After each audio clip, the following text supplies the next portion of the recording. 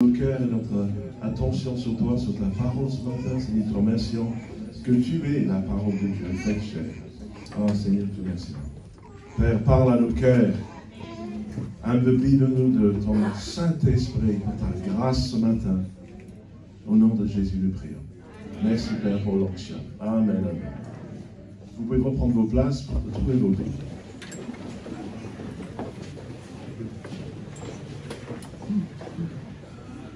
Bonjour, Église Étincelle. Je suis le pasteur Peter Malade, vraiment enchanté d'être avec vous. On est de plus en plus nombreux, parce que Dieu fait une chose. Oui. Il a fait des choses en Inde, il en a fait en Afrique, il en a fait aux États-Unis, mais il fait une chose à Nice en France. Amen. On peut se réjouir. Ce matin, j'ai vraiment à cœur de vous parler de la nourriture de Dieu. Ça fait plusieurs semaines que ça tourne en moi. Et je voudrais qu'on regarde ce que la Bible dit, mais sachons vraiment, derrière tout ça, l'important c'est que ce matin, que vous puissiez être nourris par ce que Dieu désire vous communiquer dans l'Esprit de Dieu et dans sa parole. Et les 301, n'est-ce pas? Les trois mousquetaires, le Père, le Fils et le Saint-Esprit. L'eau en forme liquide, l'eau en forme de gaz, et l'eau en vapeur, et l'eau en forme glaciale, solide, des glaçons, n'est-ce pas? C'est la Trinité, la Sainte Trinité. Dieu qui œuvre en nous. Les 301. Il y a l'unité dans l'Esprit de Dieu. Et j'aimerais vous dire que je n'aimerais pas vous laisser partir aujourd'hui sans que vous ayez reçu ce dont vous avez besoin de la part du Seigneur. Vous vous rappelez la femme qui casse les oreilles du juge inique. Et ça, c'est l'histoire que Jésus nous donne. Et le juge, il est mauvais. Il ne se met pas en peine de cette femme. Et il dort. Il dit, mais laisse-moi tranquille. Mais elle est là, elle frappe à la porte. Mais fais-moi justice. Et parce qu'elle continue à insister, finalement, le juge inique, celui qui est mauvais, dit, mais écoutez, je vais vous donner ce qu'il vous faut, comme ça, vous arrêtez de me taper contre les lèvres. Mais à plus forte raison, vous ne pensez pas que Dieu, le Père, désire nous donner des choses que nous lui demandons? Ah, gloire à Dieu. Donc ce matin, recevez de la parole de Dieu. Alléluia. Et accordez-vous avec moi que je serai un messager du Seigneur. Que l'onction de Dieu puisse vraiment parsemer dans cette congrégation et qu'on soit renouvelé dans notre fort intérieur par la parole de Dieu. Vous voulez cela? Donc décidez, dès maintenant, que je ne partirai pas sans avoir eu la réponse à ceux qui me tourmentent aujourd'hui. N'est-ce pas? Parce qu'un chrétien tourmenté, ce n'est pas une bonne position. Vous êtes d'accord? Et je ne vous laisserai pas partir sans la bénédiction de Dieu. Pour que vous soyez épanouis dans ce que vous avez à vivre dans la vie. Vous savez, on a l'idée souvent que le ministère c'est une chose, l'église, ça se passe dimanche. Mais on ne comprend pas ce qui se passe dans ma vraie vie le lundi matin, le mercredi matin, quand j'ai à faire face aux vrais problèmes. Mais sachez que Dieu, il est avec vous tous les jours de la semaine. Et lui, il connaît ton adresse. Il sait ce que tu as à débourser dans tes factures. Et les temps qui courent sont des temps difficiles pour beaucoup. N'est-ce pas? Les prix ont flambé. Des gens sont devenus refroidis. Il y a beaucoup de changements au niveau social et économique. Mais à plus forte raison, Dieu va nous donner ce dont nous avons besoin. Est-ce que vous pouvez dire Amen? Amen. Et vous savez, là où le péché a abondé, la grâce a surabondé. Alléluia. Alors on va le dire ensemble. Là où le péché a abondé, la grâce a surabondé. Et dans votre vie personnelle, sachez que la grâce de Dieu est annoncée, elle est évoquée, invoquée. Dans ton foyer, dans tes finances, dans tes émotions, dans tes affaires professionnelles, dans tes affaires familiales. La grâce de Dieu vous inondera. Amen. Alléluia. Gloire à Dieu. Alors, nous sommes en 1 Roi, chapitre 19. Alors, si vous m'avez entendu prêcher depuis quelques années, vous savez que je reviens à ce passage. C'est un peu malgré moi, mais j'aime beaucoup. Aujourd'hui, on va juste voir... en guise d'introduction, nous avons Élie, le prophète de Dieu, le prophète puissant de Dieu, et on le retrouve dans ce contexte. Elle est endormi sous un genêt, sous un arbre. Vous savez pourquoi? Parce qu'il est épuisé. Il est fatigué, mais d'une fatigue extrême. Et il a perdu un peu la boussole. Et il dit au Seigneur, mais j'en ai assez, j'en ai marre, c'est fini, je veux jeter l'éponge. Attention, c'est ce Élie puissant qui vient de démontrer que les prophètes de Baal étaient nuls. C'est lui qui a un peu détrôné tous les idées religieuses à l'époque et il a fait venir le peuple vers Dieu. Et là, il est fatigué. Donc ça, c'est le contexte. Il s'est fatigué comment? Il n'était pas en train de regarder Netflix jusqu'à 4 h du matin. Il est en train de faire l'œuvre de Dieu. Il dit, mais comment c'est possible que tu vas avoir un burn-out jusqu'à une dépression, jusqu'à un épuisement physique, pour que tu dises, mais j'en ai assez, j'en peux plus, j'ai fini avec ça, je ne veux plus de ce ministère. Comment on peut arriver à cet état lorsqu'on sert Dieu, lorsqu'on fait ce que Dieu nous a demandé de faire? Parce qu'il n'a pas veillé sur son état physique. Il n'a pas veillé sur l'état de son cœur. Il n'a pas préservé l'onction. Il ne s'est pas restauré. Donc il est fautif quelque part. Parce que Dieu ne nous demande pas d'aller au-delà de nos forces. Donc il est là, endormi. Voilà le contexte. Et il se coucha, verset 5. 1 Roi 19, verset 5. Il se coucha et s'endormit sous un genêt. Et voici un ange le toucha et lui dit, lève-toi, mange. Il regarda, il y avait à son chevet un gâteau cuit sur des pierres chauffées et une cruche d'eau. Il mangea et but, puis se recoucha. Donc Dieu lui donne quelque chose à manger, mais ce n'est pas assez apparemment. Et il est encore déprimé, il est encore épuisé, donc il se couche. L'ange de l'Éternel vint une seconde fois, le toucha et dit, lève-toi, mange. Pourquoi? Car le chemin est trop long pour toi. Lève-toi et mange. Pourquoi? Parce que le chemin est trop long pour toi. Il se leva, mangea et but. Et regardez ce qu'il dit. Et avec la force que lui donna cette nourriture, il marcha 40 jours et 40 nuits jusqu'à la montagne de Dieu, à Horeb. Et là, il entra dans la caverne et il passa la nuit. Et voici, la parole de l'Éternel lui fut adressée en ces mots. Que fais-tu ici, Élie? Vous allez lire la suite, je ne vais pas parler pour longtemps maintenant, mais à la maison, lisez chapitre 19, 1 Roi 19. C'est vraiment extraordinaire. Mais Dieu lui fait partir de la dépression. Il quitte cet endroit, là où il est fatigué et épuisé. Il prend ce que Dieu lui donne, car le chemin est trop long. Dites ça avec moi. Le chemin est trop long. Et sans la force de Dieu, avec la nourriture que Dieu nous donne, le chemin sera trop long. Et là, il court pour 40 jours et 40 nuits. Comme ça.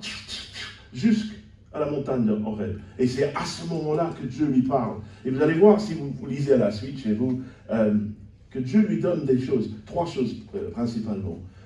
Des choses à mettre en œuvre avant de partir. Donc il dit, mais ok Élie, tu veux partir, tu en as assez? Ok, mais il y a encore 3 grandes choses que tu dois faire dans ton monde avant que tu partes. Et vous savez combien de temps après Élie est parti rejoindre le ciel? Environ 15 ans. Environ 15 ans. Des fois, on est au bout du rouleau, on dit, mais Seigneur, j'en peux plus, c'est fini, j'abandonne. Et Dieu dit, non, mais je n'ai pas fini avec toi. Je n'ai pas fini avec toi. Mais vous savez, sans cette nourriture qui est l'inspiration de Dieu dans nos vies, qui nous fait relever des gars, maintenant j'ai un but, maintenant je sais où je vais. Sans cela, sans cette direction, sans cette conduite, on est perdu. On est fichu, on ne sait pas où on va, on est comme ça. Et on déprime, on est fatigué, on est épuisé, et on abandonne. Et on jette l'éponge en disant, mais Seigneur, c'est trop. Et Dieu dit, oui, le chemin est trop long, c'est pour cela, lève-toi et mange. Et avec la force que cette nourriture lui a donnée, il a pu courir jusqu'à Horeb, 40 jours, 40 nuits. Et c'est à ce moment-là, dans cette bonne position, que Dieu lui a parlé. Vous voyez ça? Donc si Dieu ne vous a pas parlé depuis un moment, peut-être vous avez besoin de dire, Seigneur, où est-ce que je dois aller pour que tu me parles? Hein? Dieu me parle très, très souvent dans la voiture, sous la douche, dans ma chambre. Je suis allongé, je prie pendant la nuit. Ok? Laissez Dieu vous parler. Soyez sensibles à cela. Mais si vous êtes fatigué et vous dormez comme celui qui est déprimé, sachez que vous n'êtes pas à la bonne position où Dieu te veut. Parce que Dieu n'a pas fini avec toi. Il n'a pas fini avec toi. Donc, l'ange de Dieu a réveillé Élie, le prophète, quand il est épuisé. Il dit, lève-toi et mange, car le chemin est trop long. Et les choses que vous avez à faire, certaines de ces choses, le chemin est trop long, c'est trop dur, c'est impossible, sans que vous ayez la nourriture de Dieu. Et c'est précisément là, lorsqu'il a mangé, que Dieu lui parle, que Dieu lui donne ensuite cette inspiration et la motivation pour aller plus loin et accomplir son destin. Vous voulez accomplir votre destin? Nous voulons que vous accomplissiez vos destins individuels et que cette Église, alléluia, puisse aussi accomplir son destin parce que vous êtes ses membres. N'est-ce pas? Et sans vous, on ne va pas y aller. On ne va pas y aller. Non, il avait besoin d'une nourriture divine, la nourriture spirituelle pour faire ce qui était impossible pour l'homme. Bon, la nourriture humaine, qu'est-ce qu'elle fait? Elle nous fortifie, elle nous restaure, elle nous rend capable de faire ce qu'il faut dans le naturel. On est d'accord? Mais la nourriture spirituelle, qu'est-ce qu'elle fait? Elle nous rend capable de faire l'impossible. Au-delà des choses que nous pouvons, je dirais, raisonnablement accomplir. Dieu nous donne ce qu'il faut, une nourriture spirituelle. On a aussi besoin pour plaire au Seigneur et pour entrer pleinement dans ces choses. Alors, qu'est-ce que c'est cette nourriture? J'en veux, moi. Bon, je veux le peps, hein, je veux... où est-ce que je vais sortir le portefeuille? J'en prends 10, on va mettre à côté pour un jour où je me sens plus faible. Je veux ça. N'est-ce pas? Je veux acheter ça. Mais ça ne passe pas comme ça. Alors l'ange de Dieu vient le voir, mais est-ce qu'il lui a dit, cher monsieur Élie, ce soir, le chef vous propose une fricassée de Saint-Jacques en mousseline d'asperges à la truffe, et moi je vous propose de prendre un petit verre du château Libredon 1475 en blanc. Qu'est-ce qu'il a mangé, Élie? Qu'est-ce qu'il a mangé? Il a mangé un gâteau cuit sur des pierres chauffées. C'est quoi ça? C'est une sorte de pancake, une crêpe, non? En farine, eau, peut-être un peu de sel, je ne sais pas, peut-être un peu de sucre, un gâteau cuit et une cruche d'eau. Moi, je pense que je préfère un fricassé de Saint-Jacques. Donc, qu'est-ce qu'elle a, cette nourriture, pour nous propulser dans l'avenir? Tout le monde dit propulser.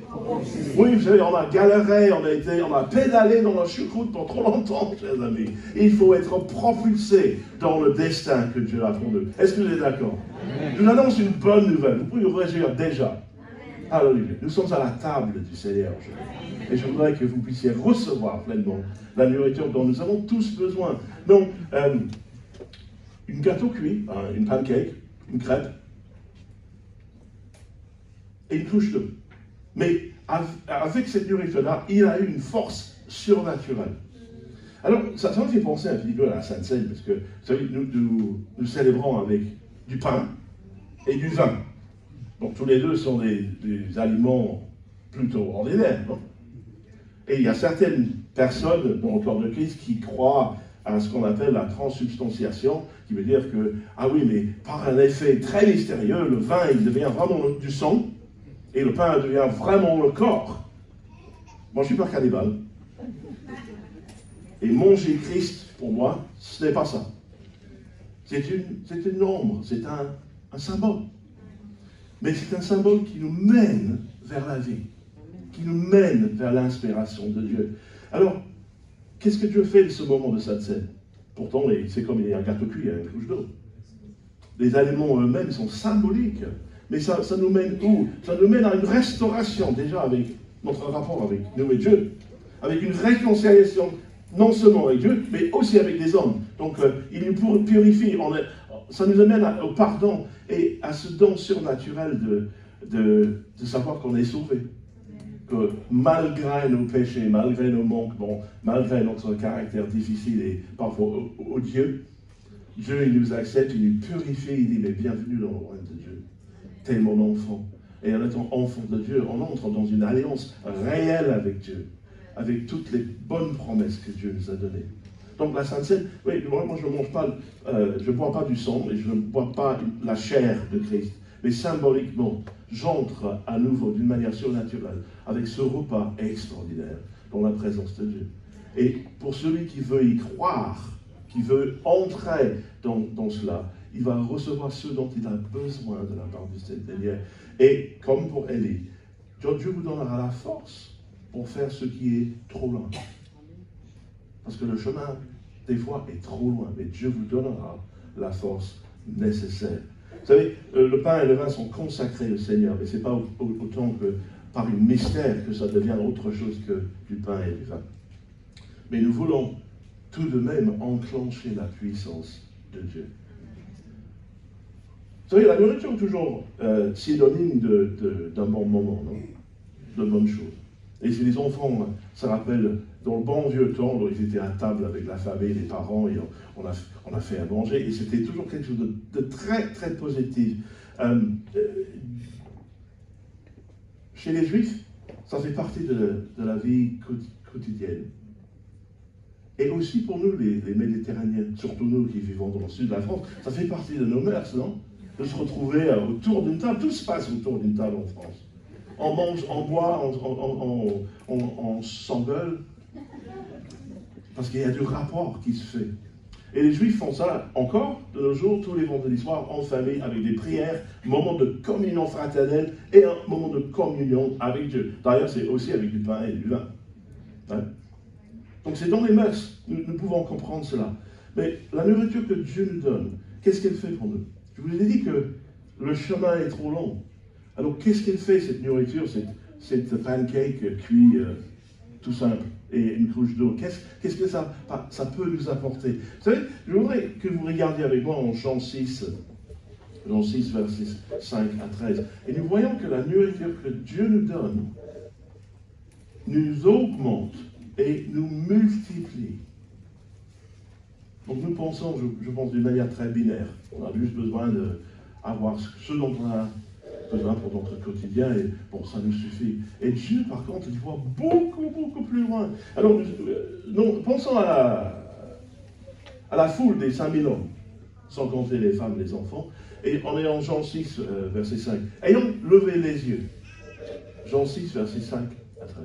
Ayant levé les yeux, et voyant qu'une grande foule venait à lui, Jésus dit à Philippe, où achèterons-nous des pains pour que ces gens aient à manger? Il disait cela pour l'éprouver, car il savait ce qu'il allait faire. Philippe lui répondit, les pains qu'on aurait pour 200 deniers ne suffiraient pas pour que chacun en reçoive un peu.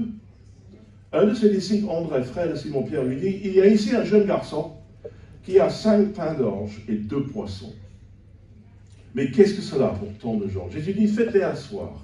Il y avait dans ce lieu beaucoup d'herbes, ils s'assirent donc, au nombre d'environ 5000 hommes.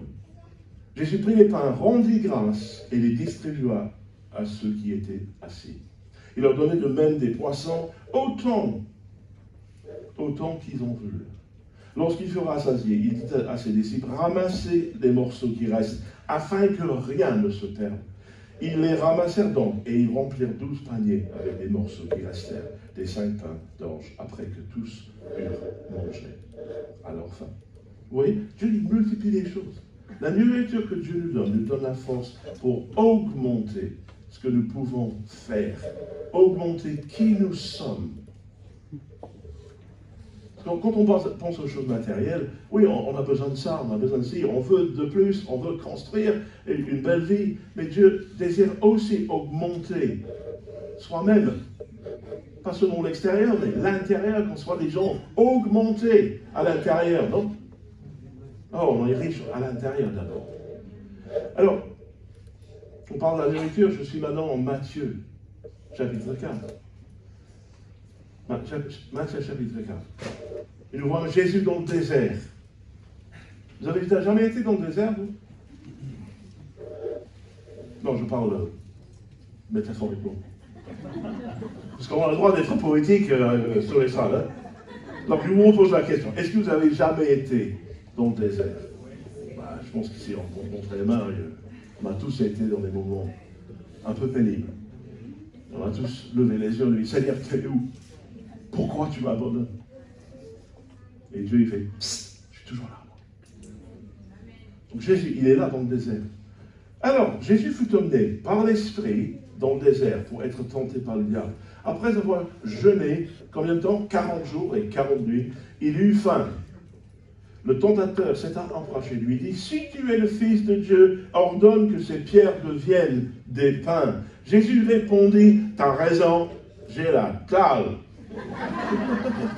Peu importe, donne-moi ce qu'il faut. Mais vous savez, vous connaissez l'histoire de Cain et Abel. Cain, il était là, il dit, mais j'ai la dalle, peu importe, je vends le Ferrari, j'ai besoin de bouffer. Attendez. Mais Jésus dit, non, non, non. Qu'est-ce que Jésus répond? Il est écrit, il est écrit, il est écrit, il est écrit. L'homme, quoi? L'homme ne vivra pas de pain seulement, mais de toute parole qui sort de la bouche de Dieu. L'homme ne vivra pas de pain seulement, mais de toute parole qui sort de la bouche de Dieu. Alors devant la tentation, vous savez, oui, mais le chemin est trop long, je peux pas, je cède à chaque fois à la tentation, et je trébuche, je tombe, c'est trop dur d'être un chrétien. Mais Jésus dit, mais il est écrit que l'homme ne vivra pas seulement par le pain, par des choses naturelles seulement, mais aussi par chaque parole qui sort de la bouche de Dieu. Et c'est comme ça que Jésus a fait face à la tentation. Et c'est comme ça que vous également, vous pouvez faire face à la tentation. Donc lorsque vous êtes tenté, et vous savez, vous avez devant vous un choix. Je sais que si je fais ça, j'irai à l'encontre de ce que je désire pour ma vie, mais je suis trop faible. Mais tu sais qu'avec la force que la nourriture de Dieu te donnera,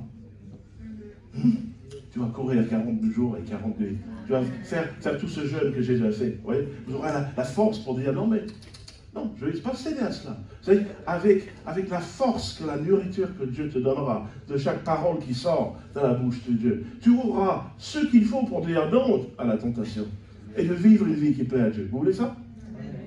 Mais combien d'entre nous avons trébuché, après on se sent coupé de Dieu et on a besoin de rechercher sa face et on se sent, je dirais, on se sent la moitié de l'homme. Donc, je ne sais pas si vous avez péché. Moi ça m'est arrivé. J'espère que vous êtes parfait, mais moi, ça m'est arrivé.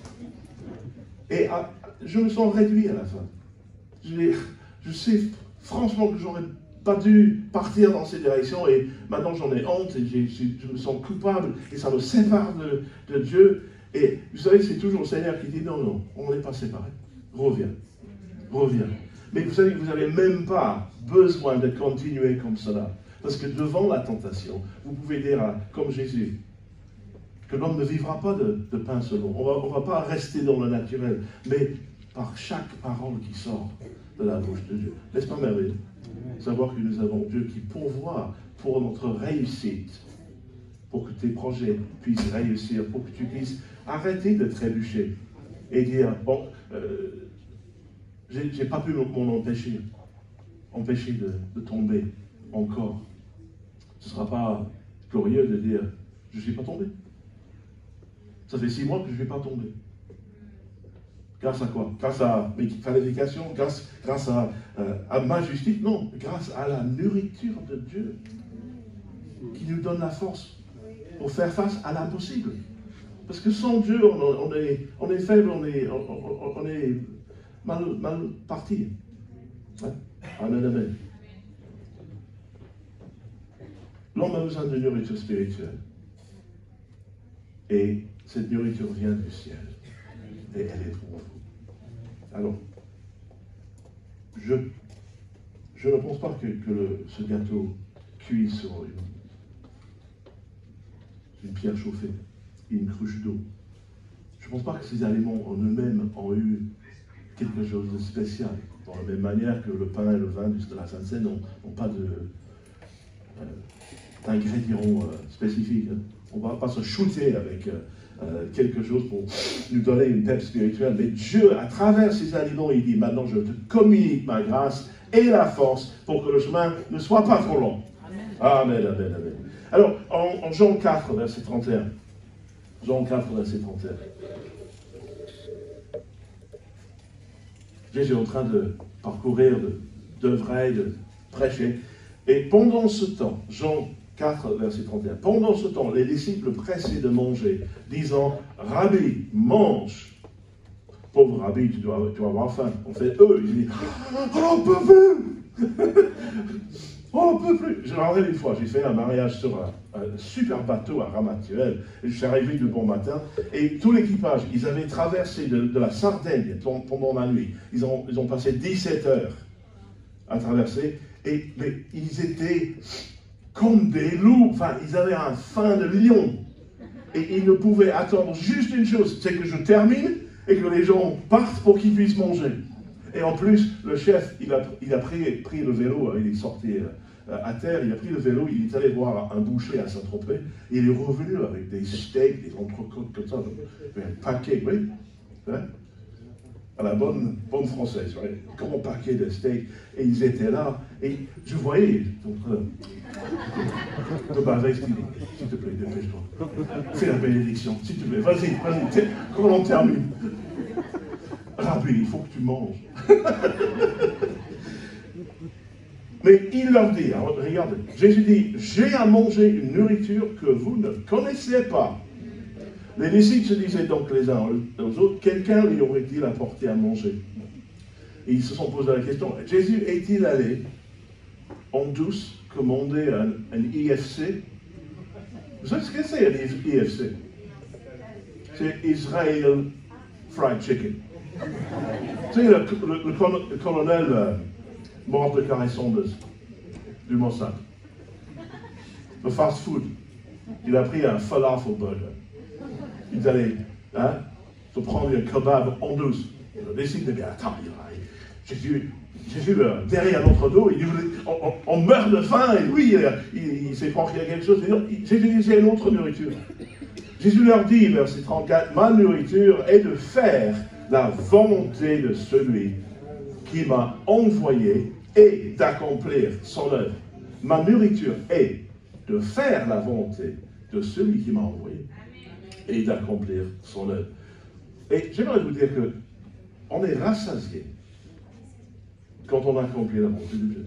On est spirituellement nourri qui nous donne la force pour aller jusqu'au bout de ce que Dieu désire pour nous quand on met en pratique la parole de Dieu. Et Jésus est effectivement en train de nous dire que je suis restauré à l'intérieur quand je m'occupe des choses du royaume. Des choses qui tiennent au cœur de Dieu, le Père. J'ai la force divine, la force spirituelle pour faire l'impossible. Il dit, j'ai une autre nourriture. Ma nourriture est de faire la volonté de Dieu et de mettre en pratique ce que Dieu m'a demandé. Alors, où est-ce qu'on va commencer? Avec des choses très simples. Commencez là où vous êtes. Qui est né de nouveau depuis, disons, 3 mois? Est-ce qu'il y a quelqu'un ici qui est récemment à reçu le Seigneur? Depuis 6 mois? Depuis 1 an? Une personne? Depuis 2 ans? Voilà. Donc, on a beaucoup de gens qui, enfin, on peut dire qu'on est censé être mûrs en Christ. Alors, est-ce que je vous pose la question? Est-ce que vous êtes mûrs en Christ? Ne répondez pas.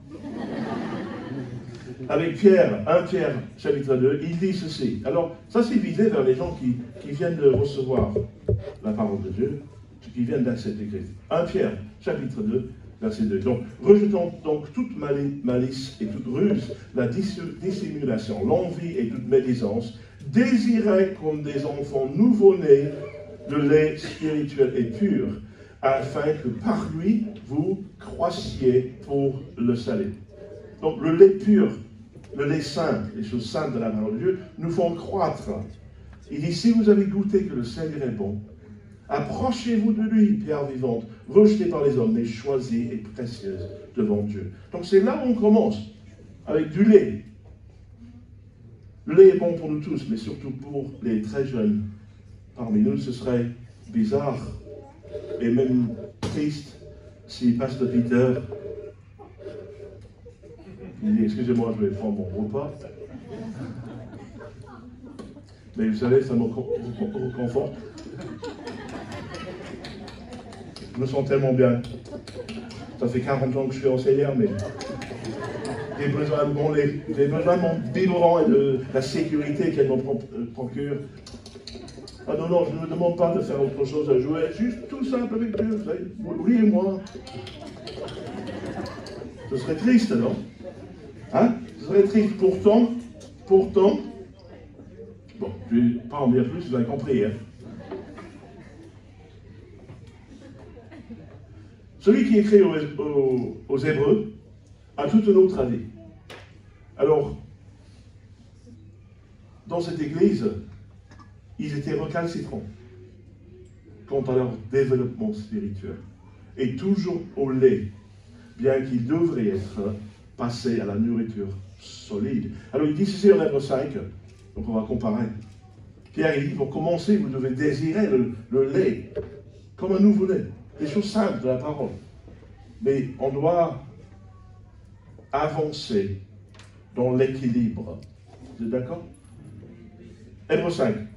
Verset 11, il dit, nous avons beaucoup à dire là-dessus et des choses difficiles à expliquer parce que vous êtes devenus lents à comprendre.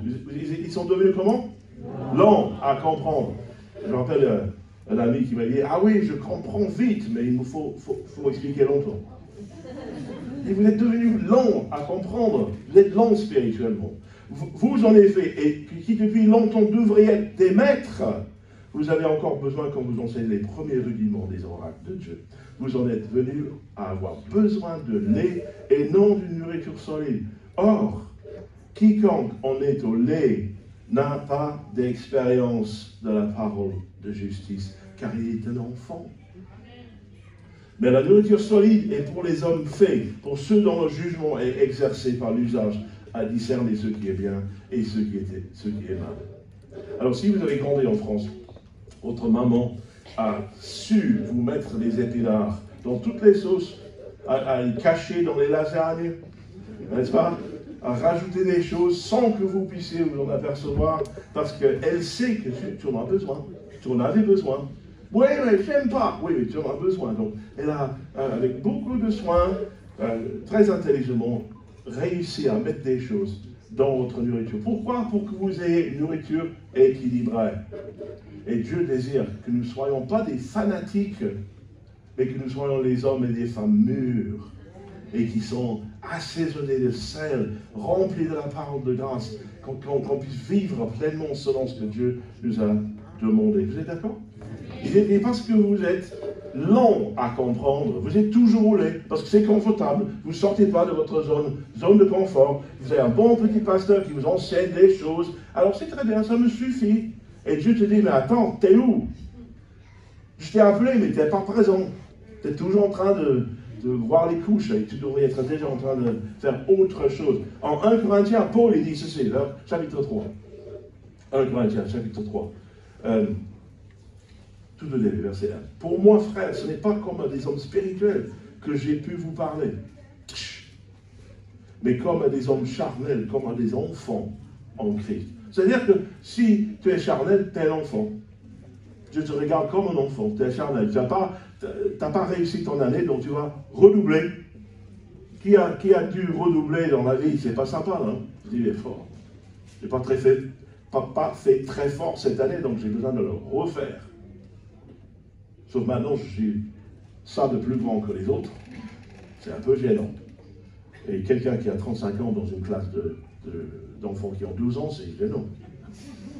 Je vous ai donné du lait, non de la nourriture solide, car vous ne pouviez pas la supporter, et vous ne le pouvez pas même à présent. Pourquoi? Parce que vous êtes encore charnel. En effet, puisqu'il y a parmi vous de la jalousie et des disputes, n'êtes-vous pas charnel et ne marchez-vous pas selon l'homme? Alors, peut-être que je suis en train de marcher sur certains pieds, bah, tant mieux. Pasteur Peter, s'il te plaît, retire-toi. J'aimerais juste vous dire que Dieu désire te voir comme homme et femme faits, mûrs, dans la maturité. Qu'on puisse quitter la charnalité, quitter les choses, d'arrêter de trébucher sur des problèmes, là où on peut simplement dire, je prends la parole de Dieu, et il est écrit. Il est écrit, il triomphait. La charnalité nous dérobe de grandir avec Dieu. Je vous ai dit tout à l'heure que la parole de Dieu, la nourriture de Dieu, nous augmente. Mais la charnalité nous réduit. Et nous empêche d'avancer, d'entendre pleinement dans la volonté de Dieu. Le Seigneur désire nous donner une nourriture solide, mais elle n'est pas adaptée à nous dans notre état actuel si on est charnel. Et ça va limiter ce que Dieu peut faire avec nous. Car le chemin est trop long et Dieu te donnera ce qu'il faut pour que tu puisses, contre toute attente, faire l'impossible et gagner. Amen, amen. Donc nous ne devons pas réagir comme des bébés. Et Paul dit dans le verset 9 de ce même chapitre, il dit, car nous sommes ouvrés avec Dieu, vous êtes le champ de Dieu, l'édifice de Dieu. Dis-moi, je suis l'édifice de Dieu. Oui, quelque chose que Dieu est en train de construire. Et il dit, selon la grâce de Dieu qui m'a été donnée, j'ai posé le fondement comme un sage architecte. Il dit, mais que chacun prenne garde à la manière dont il bâtit dessus. Alors, pour les raisons de temps, je vais sauter aux prochaines étapes. Et vous pouvez lire le reste de ce chapitre, parce qu'il parle de construire des choses avec des bonnes valeurs, de ne pas travailler en vain. Et ça m'amène à mon deuxième grand point d'aujourd'hui, c'est l'importance de bâtir nos vies sur quelque chose de solide. Matthieu 7. Alors, vous connaissez ces écritures, j'en suis convaincu. Matthieu 7, c'est Jésus qui parle. Et il dit, dans le verset 24, Matthieu 7, verset 24, c'est pourquoi quiconque entend ces paroles, c'est-à-dire la nourriture que Dieu nous donne, que je dis, et les met en pratique, sera semblable à un homme prudent qui a bâti sa maison sur le roc. La pluie est tombée, les torrents sont venus, les vents ont soufflé et se sont jetés contre cette maison. Elle n'est point tombée parce qu'elle était fondée sur le roc. Mais quiconque entend ces paroles que je dis et ne les met pas en pratique sera semblable à un homme insensé qui a bâti sa maison sur le sable. La pluie est tombée, les torrents sont venus, les vents ont soufflé et ont battu cette maison. Elle est tombée et sa ruine a été grande. Et je vais vous dire une chose, que la maison en question, c'est la même maison. C'est le même type de maison. Ce qui est important, ce n'est pas la maison, bien sûr, on va utiliser les meilleurs matériaux à notre disposition, mais c'est de savoir où on est en train de mettre cette maison. Et la nourriture divine nous aide à bâtir quelque chose sur un terrain qui est solide. Quelle est la solidité pour nous les chrétiens en ce qui concerne cette nourriture de Dieu? Jean 6, verset 67. Jean 6, verset 67. Jésus donc dit aux Juifs, et vous, ne voulez-vous pas aussi vous en aller? Pourquoi? Parce qu'il y avait plein de gens qui ont dit, ah, c'est trop dur. C'est trop dur, ce que tu nous donnes comme enseignement, mais c'est au-delà de nos forces. On ne peut pas le faire. Ils n'avaient pas capté, ils voulaient rester charnels. Et il dit à ses disciples, et vous aussi, vous allez partir, vous allez me laisser? Et Simon-Pierre lui répond, Seigneur, à qui irions-nous? Toi qui as les paroles de la vie éternelle. Tout le monde dit vie éternelle. Je vais vous dire une chose, que Jésus dans ta vie, c'est la parole de la vie éternelle. C'est lui qui va transformer les choses. C'est lui qui va donner vie à ce qui est mort dans ton expérience, dans ta vie. Parce que Jérémie a mentionné ce verset merveilleux en Romains 8. Il dit que, et si l'esprit de celui que Dieu a ressuscité d'entre morts vit en vous. Alléluia. Il vous rendra la vie à vos corps mortels. Je ne m'occupe pas trop du ciel, à vrai dire. Il y a des gens qui pensent beaucoup au ciel, à l'avenir. Moi, j'ai toujours été très préoccupé par maintenant, par ce qui se passe dans ma vie actuellement. On a des gens à aimer et des problèmes à résoudre, n'est-ce pas? C'est bien d'avoir une vision céleste de plus tard. Mais il dit que si le même esprit qui a ressuscité Jésus d'entre les morts habite en vous, il rendra aussi la vie à vos corps mortels. C'est-à-dire, moi, le mois d'aujourd'hui. Moi, j'ai une pleine assurance que là où je serai au ciel, il n'y aura plus de bobos, il n'y aura plus de douleurs dans les articulations, il n'y a plus de soucis. On sera là dans toute une autre position. Aujourd'hui, j'ai besoin, dans mon corps mortel, qui a la vie, la zoé de Dieu, qui est son cloche et qui me ramène à la victoire. Est-ce que vous pouvez dire Alléluia? Donc il dit, à qui irions-nous, Seigneur? Toi qui as les paroles de la vie éternelle. Je veux que ma vie soit établie par les paroles de vie éternelle, sur le roc de Dieu. Comme Élie, cette nourriture-là est destinée à me donner la force dont j'ai besoin pour réussir dans l'adversité et contre toute impossibilité humaine. Savoir que Dieu, il va tracer un chemin. Alléluia. Et l'autre verset qui va avec ça, c'est en Matthieu 16. Et il pose la question à ses disciples encore. Matthieu 16, verset 15, il dit, « Et vous, leur dit-il, qui dites-vous que je suis ?»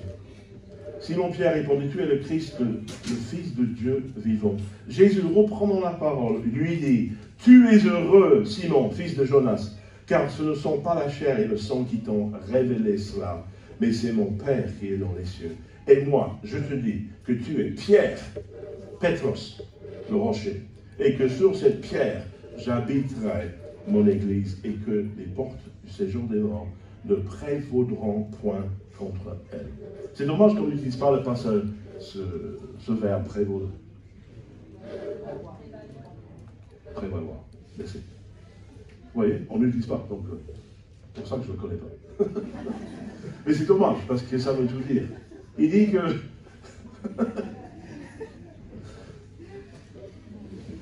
je bâtirai mon église, et les portes de l'enfer ne prévaudront pas contre elle. Sur quoi il va bâtir cette église? Sur Pierre? Non, sur la confession de la parole que Pierre il dit, tu es le Christ, le Fils de Dieu, celui qui est devenu le Messie, le Sauveur, notre Seigneur. Il dit, mais c'est pas la nourriture humaine qui t'a révélé ça, c'est mon Père qui t'a révélé qui je suis. Et sur ce roc, je quitte mon vivant, je deviens plus grand, je vais vers la maturité. Enfin bref. C'est cette révélation de qui est Christ que nous pouvons construire sur le roc et bâtir une vie qui rend grâce à Dieu, qui rend gloire au Seigneur. Alors j'aimerais que vous puissiez montrer ces deux photos. J'ai pris des photos, je pense que c'était le 15 juin dernier, à Cannes.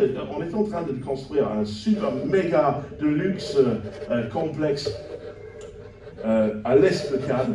Et ils ont pris des mois et des mois et des mois. Et bon, les photos ne donnent pas vraiment justice à leur construction, mais j'étais pris par cela. J'ai marché devant et j'ai vu cette profondeur des fondements. Et ça m'a fait tilt. Alors tout de suite, je sors mon téléphone et je prends des photos. Mais là, vous ne voyez pas, mais ça descend, ça descend. Vous voyez tous les tuyaux. Bon, ça c'était il y a 3-4 mois. Et ils construisent un grand truc. Pour qui? Pour les gens les plus riches du monde. Ils vont venir pour le spa, pour le club, pour les restaurants. Ça va être un petit peu comment on dit resort? Enfin, le tout en un, les gens qui sont richissimes vont venir à Cannes encore dépenser leur argent. Mais vous savez que l'investissement est énorme. Ça prend du temps et beaucoup d'argent. Mais j'aimerais vous dire que si vous voulez faire quelque chose de grand dans ta vie, ça prendra beaucoup de temps et beaucoup d'argent. Mais aussi, il faudrait que vos racines vont jusqu'au plus bas. Et le plus grand est le projet le plus profond sont tes racines. Parce qu'il faut construire sur le rocher. Alléluia. Et lorsque tu sais que Christ est le Messie, le Fils de Dieu, le Sauveur, mon Seigneur, celui qui devrait venir et qui est venu, qui est la parole de Dieu faite chair, vous savez, vous avez la nourriture divine qui va vous accompagner jusqu'à la réussite en face de l'impossible. Amen. Amen. Gloire à Dieu. Bon, le temps est court. J'avais autre chose que j'avais préparé. Je sais que j'ai dit ça toujours, mais... Non, mais c'est frustrant pour nous des fois. Parce qu'on regarde l'heure et on dit, tiens, donc, je sais que à la maison, il y a le rôti qui est en train de se ruiner. Donc, par pitié, je raccourcis. Mais sachez que j'ai encore des choses que je voulais partager avec vous par rapport à la puissance de Dieu. Ça sera pour une autre fois. Mais en conclusion, j'aimerais juste vous rappeler de ce qui est important à retenir aujourd'hui. Et ce n'est pas un cours de formation que je vous donne. Je voudrais vous propulser dans une nouvelle avenir, dans une nouveauté de vie, pour que vous puissiez quitter l'enfance et regagner la maturité, là où Dieu désire vous voir. Finalement, on a peu de chrétiens qui sont là depuis peu de temps. On a quand même pas mal de gens qui sont au Christ depuis un moment. Donc, est-ce qu'avec Pierre, on va dire, ah, vous êtes très jeune, vous désirez le lait comme des nouveau-nés? Ou est-ce qu'on va faire avec l'apôtre Paul dans les fesses et dire, mais vous êtes charnel, vous devriez être en train de manger de bonnes choses déjà. Et non, vous êtes toujours là au biberon. Hein. Laissez-moi tranquille. Je fais à mon rythme. Mais Dieu, il te dit, hé, c'est pas à mon rythme. Allô? Bon, il faut la mettre. Hein. Dieu a du boulot avec eux. Mais il nous aime tellement. Et il a pourvu pour que nous ayons une nourriture divine, spirituelle et surnaturelle. Donc, on ne peut pas acheter ce produit miracle qui va nous donner du peps, mais on peut le recevoir. Et j'aimerais vous dire que nous avons besoin des fois d'une seule parole de Dieu pour nous faire avancer dans la bonne direction. Des fois, on a besoin juste d'un mot d'encouragement qui peut venir vraiment d'une source très bizarre. Un jeune enfant qui nous dit quelque chose et ça fait oh, Dieu m'a parlé. Moi, je crois à tout ce qui est prophétique. Alléluia. J'étais, le 5 mars 2001, j'étais dans ma chambre et le Seigneur a commencé à me dire des choses d'une manière prophétique pour plus tard. Je les ai écrites et j'en ai parlé à personne. Il y avait 3 choses très importantes, des grandes lignes par rapport à toute la partie professionnelle de ma vie, de ministère et notre vie personnelle. Des choses importantes. Le 5 mars 2001, je pense que j'étais à Lyon. Et petit à petit, ces choses se sont enclenchées. Et j'ai vu. Je dis, Seigneur, c'est toi qui me le dis. Moi, je ne vais pas inventer la chose. J'attends. Donc, tu m'as dit ça. Je reçois cette parole. Et je le crois. Donc, je vais te remercier. Tu m'as dit ça. Donc, je garde cette parole. Je te remercie que ça va se faire. Ça va être accompli. Et je suis entré dedans pour une partie en 2004. Le 28 juillet 2004. Il y avait des choses qui ont changé pour nous, des choses importantes. Donc ça fait plus de 19 ans qu'on vit dans l'accomplissement de cette promesse. Il y a des choses qui sont faites progressivement, jusqu'en 2010, 2011. Et j'ai vu que Dieu, il est fidèle à sa parole. Et vous savez, chers amis, des fois, il suffit qu'il y ait un mot qui parle à notre cœur et on va faire, on sera propulsé dans la volonté de Dieu. Mais est-ce que vous voulez être charnel et rester un enfant ou vous voulez grandir et laisser la nourriture divine nous augmenter? Des fois, c'est une seule parole de la parole de Dieu. Des fois, c'est un mot que Dieu nous donne à travers quelqu'un, à travers la parole, à travers le Saint-Esprit. Dieu a envoyé son ange à Élie pour le nourrir, pour qu'il soit bien positionné. Est-ce que vous pouvez dire ça de moi? Je dois être bien positionné. Alléluia. Dieu désire que nos vies soient bâties sur le roc, sur quelque chose de solide. Que lorsque l'adversité vient, elle viendra, qu'on est sûr et certain qu'on aurait cette assurance bénie. Comme Paul qui dit, mais j'ai l'assurance que mon Dieu est capable de faire tout ce qu'il m'a promis. Que le Seigneur vous bénisse. Je vais raccourcir là, mais l'intention de mon cœur, c'est que vous puissiez repartir avec une foi plus grande, avec une vie dans une dimension plus augmentée, que vous soyez remplis de la parole de Dieu et donc remplis d'une conduite à prendre pour l'avenir. Veuillez vous lever.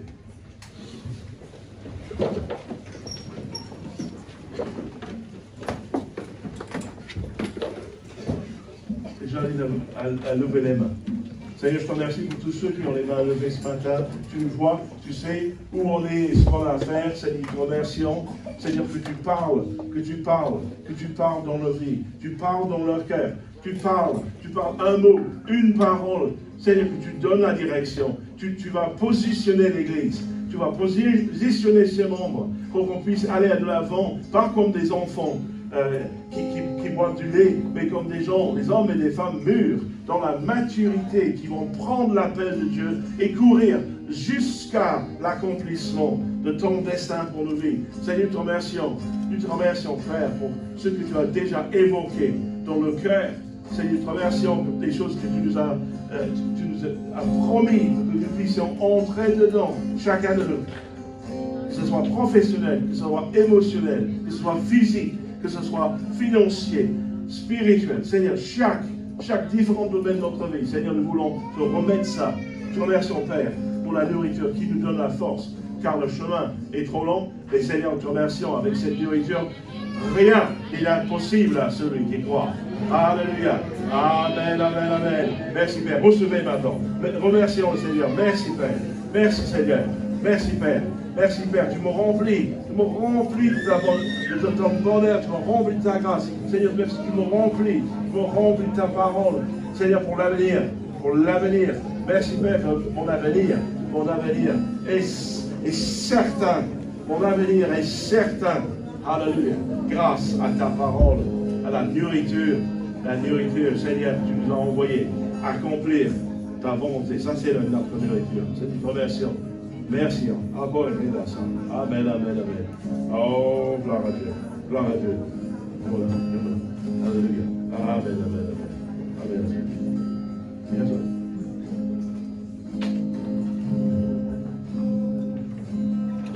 C'est pas toujours évident de savoir ce dont on a besoin. Mais ce qui est important, c'est de savoir que notre Père Céleste sait ce dont on a besoin. Et peut-être vous avez besoin de clarté et dans vos prises de décision. Des fois, il y a certaines saisons qui commencent et puis, ok, il faut faire des réajustements. Il faut réajuster là où on est impliqué, là, ce qu'on fait, ce qu'on va faire, ce qu'on ne va pas faire. Mais le Seigneur sait ce qu'il a prévu d'avance pour vous. Il sait ce à quoi il vous appelle. Et il va vous montrer là où il faut faire les petits ajustements nécessaires pour que justement vous ayez la force, sa force divine qui vient vous donner la direction divine. Amen. Pour que vous puissiez faire ce que vous êtes censé faire. Parce que Pasteur Peter disait, des fois on fait trop de choses, on est dépassé par la montagne de choses qu'on est en train de faire. Mais soyons obéissants au Seigneur. Et des fois ça veut dire laisser de côté des choses qui nous sont chères ou qui nous semblent importantes sur le moment. Mais si nous écoutons la voix du Seigneur, il va nous dire exactement ce qu'on est censé faire maintenant. Amen. Et je crois que c'est vraiment une parole pour quelqu'un. N'essaie pas de le faire déjà dans ta force. Fais-le dans la force du Seigneur. Mais fais ce que le Seigneur t'a appelé à faire maintenant. Ce que vous étiez censé faire auparavant, c'était peut-être bon pour l'époque. Mais faites ce que vous êtes censé faire maintenant. Et le Seigneur vous donne la force nécessaire pour le faire. Amen.